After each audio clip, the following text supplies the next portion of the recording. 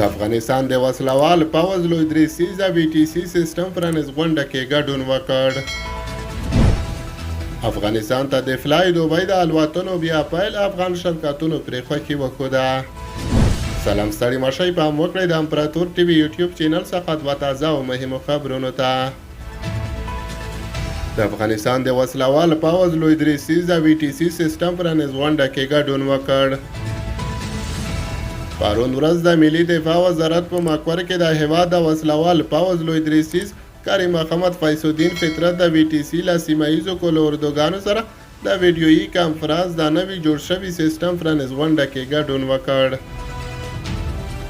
دغه نوی سیسټم د مخابرې او ټکنالوژۍ ریاست له لوري په نوي ابتکار سره جوړ شوی چې د ټولو سیمه ییزو کلو اردوګانو کې اطاعت او جزو تامنو له مرکزونه یو بل سره نښلوي چې ظرفیت یې تر 500 تنو پورې ویډیویي کانفرنس بدون له انټرنیټ څخه په شفاف غږ سره په اړیکه کې کولی شي.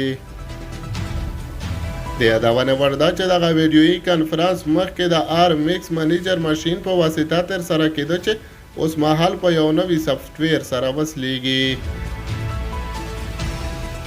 دغه کانفرنس کې د کریم محمد فیض الدین فطرت د مخابرې او ټکنالوژۍ ریاست د مسؤلینو د هلو ځلو قدرداني وکړه او زیاته یې کړه چې موږ باید د اسانتیاو راوستلو لپاره داسې نور نوښتونه هم وکړو.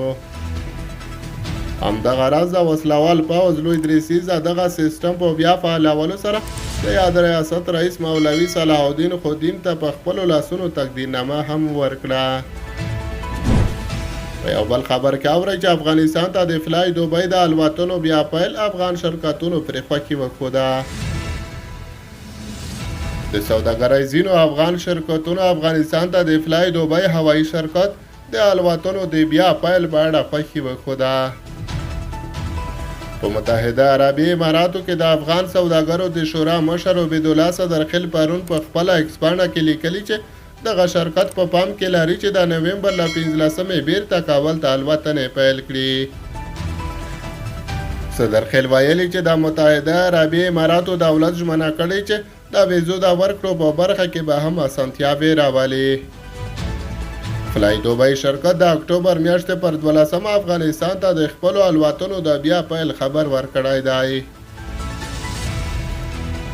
ځینو نورو سوداګریزو شرکتونو غوښتنه کړې چې افغانستان ته د بهروړونکو الوتکو الوتنې پیل شي. وروسته له هغې چې څه باندې 2 کاله مخکې اسلامي امارت پر افغانستان ولکه ټینګه کړه، اکثره نړیوالو هوایي شرکتونو دغه هیواد ته خپلې الوتنې وځنډولې.